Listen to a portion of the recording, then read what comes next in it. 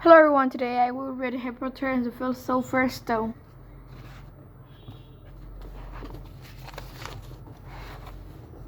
Nicholas Flamel, she whispered dramatically, is the only known maker of the Philosopher's Stone. This didn't have quite the effect she'd expected. The what? The what? Said Harry and Ron. Oh, Worsley, don't you do read? Look, read that. There, she pushed the book towards them, and Harry and Ron read. An isn't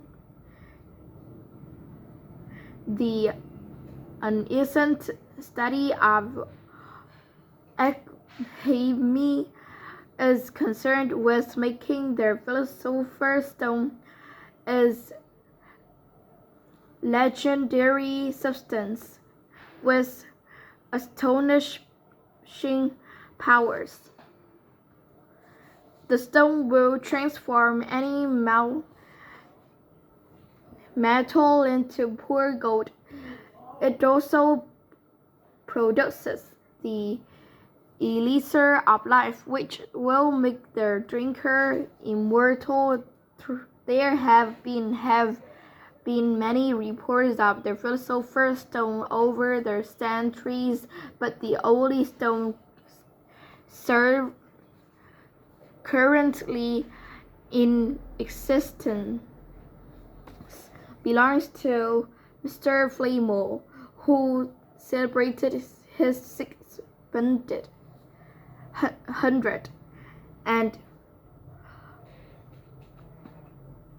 opera lover. Mr. Flamel, who celebrated his 665th birthday last year, enjoys a quiet life in Devon with his wife, Perennial 658. See? Said everyone when Harry and Ron had finished. The dog must be guarding Flamel's Philosopher's Stone. I bet he asked Dumbledore to keep it safe for him, because they are friends and he knew someone was after it. That's why he wanted the stone moved out of Gringotts. A stone that makes gold and stops you ever dying, said Harry. No wonder snaps after it. Anyone would want it. And no wonder we could fight Flamel in the study of recent developments in wizardry, said Ron. He's not exactly recent if he's 665, is he? Next morning, in defense against the dark arts, while copying down different ways of treating werewolf bites, Harry and Ron were still discussing what they'd do with a Philosopher's Stone if they had one. It wasn't until Ron said he'd buy his own Quidditch team that Harry remembered about Snap and the coming match. I'm over to play, he told Ron and Hermione.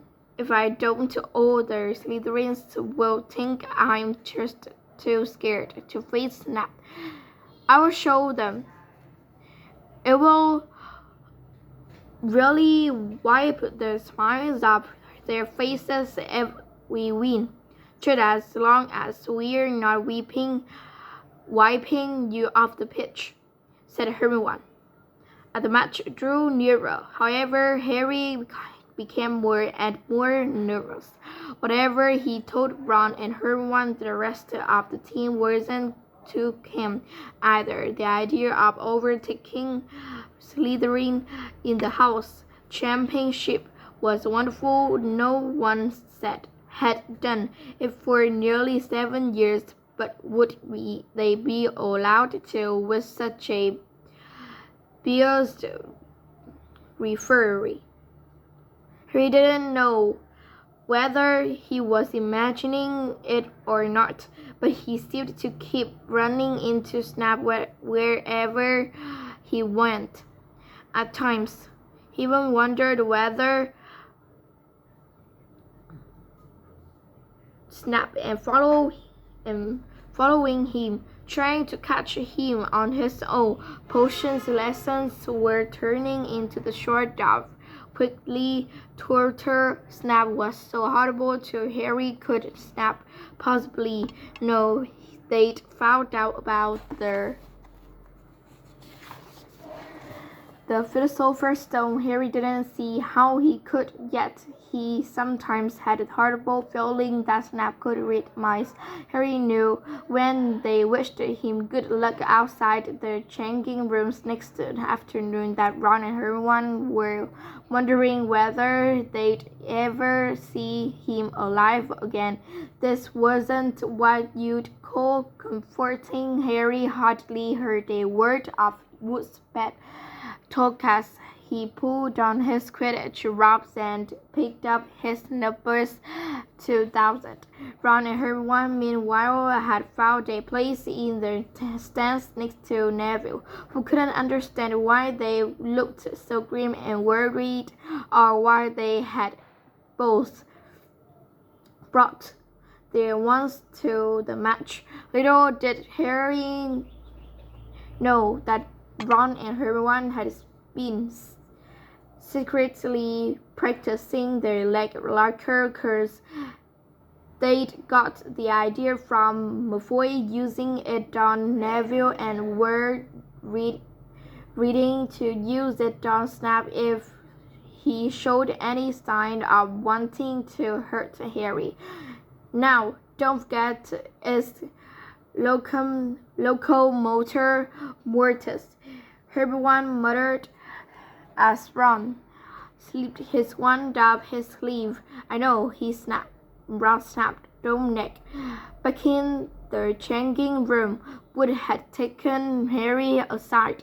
Don't want to pressure you, Potter, but if we ever need an early capture of the snitch, it's now. Finish the game before Snap can favor Hufflepuff too much.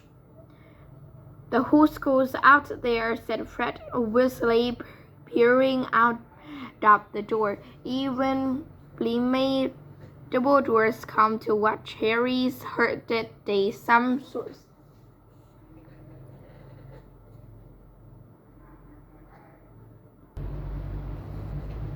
Dumbledore, he said, dashing to the door to make sure Fred that was right. There was no mistaking that silver bird. Harry could have laughed out loud with relief. He was safe.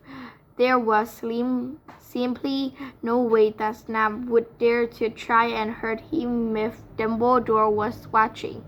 Perhaps that was why Snap was looking so angry at their teams, more drawn to their pitch. Something that Ron noticed too. I've never seen Snap look so mean. He told Hermione, look, there, ouch. Someone had poked Ron in the back of their head. It was Malfoy. Oh, sorry, Weasley didn't see you there. Malfoy grinned broadly. That crap.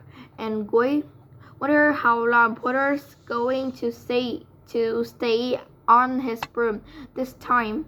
Anyone one day bet. What about Weasley? Ron didn't answer. Snap had just awarded Hufflepuff a penalty because George Weasley had hit a bludger at him. Everyone who had all her fingers crossed in her lap was squinting fixedly at Harry, who was circling the game like a hawk looking for their snitch. Do you know how I think they choose people for the Gryffindor team, said Malfoy loudly a few minutes later. As Snap awarded Hufflepuff another penalty for no reason at all. As people, they feel sorry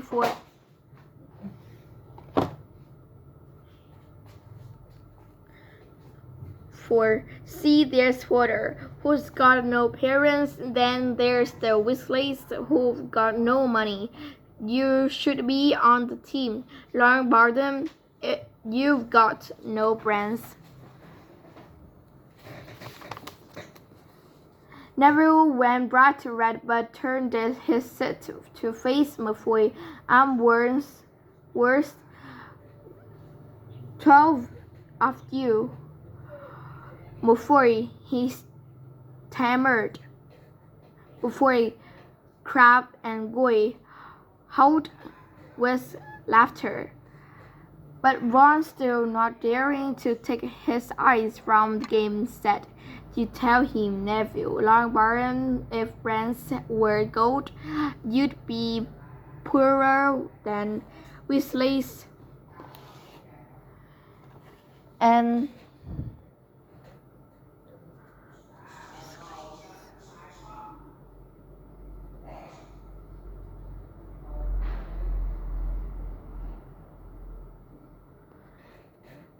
thus saying something, Ron's nerves were already stretched to breaking point with anxiety about Harry.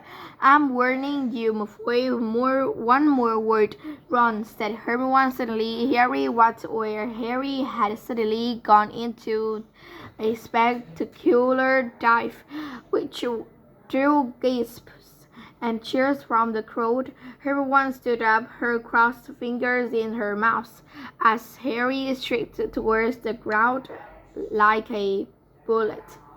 "You're in luck." Weasley Potters obviously sported some money on the ground, said Malfoy. Ron snapped before Malfoy knew what was happening. Ron was on top of him, wrestling him to the ground. Neville hesitated, then clambered over the back of his seat to help. "Come on, Harry," Hermione screamed, leaping onto her seat to watch as Harry sped straight at Snap. She didn't even notice Malfoy and Ron rolling around under her seat, or the scuffles and yelps coming from the wirelop. First, that was Neville, Crabbe, and Goyle.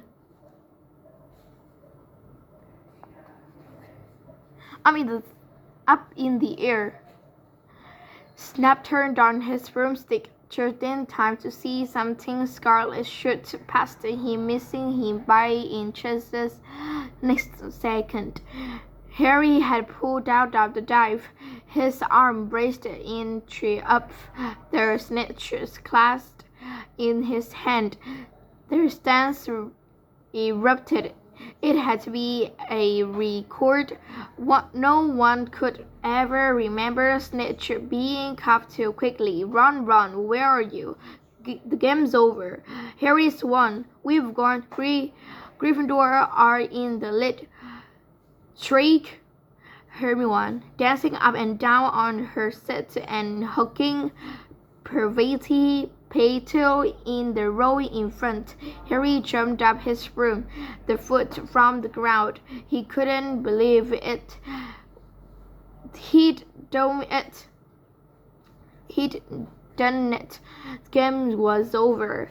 It had barely lasted 5 minutes as Gryffindors came spilling onto their pitch. He saw Snap land nearby, white-faced, the tight-lipped. Then Harry felt a hand on his shoulder and looked up into Dumbledore's smiling face. "Well done," said Dumbledore quietly so that only Harry could hear. Nice to see you haven't been brooding about that mirror. Been keeping busy Excellent, snapped Spot bitterly on the ground. Harry left the changing room alone some time later to take his number 2000 back to the broomstick. He couldn't ever remember feeling happier. He'd really done something to be proud of now. No one could say he was just a famous name anymore. The evening air had never smelled so sweet. He walked over the damp grass, reliving the last hour in his head, which was a happy blur. Gryffindor running to lift him onto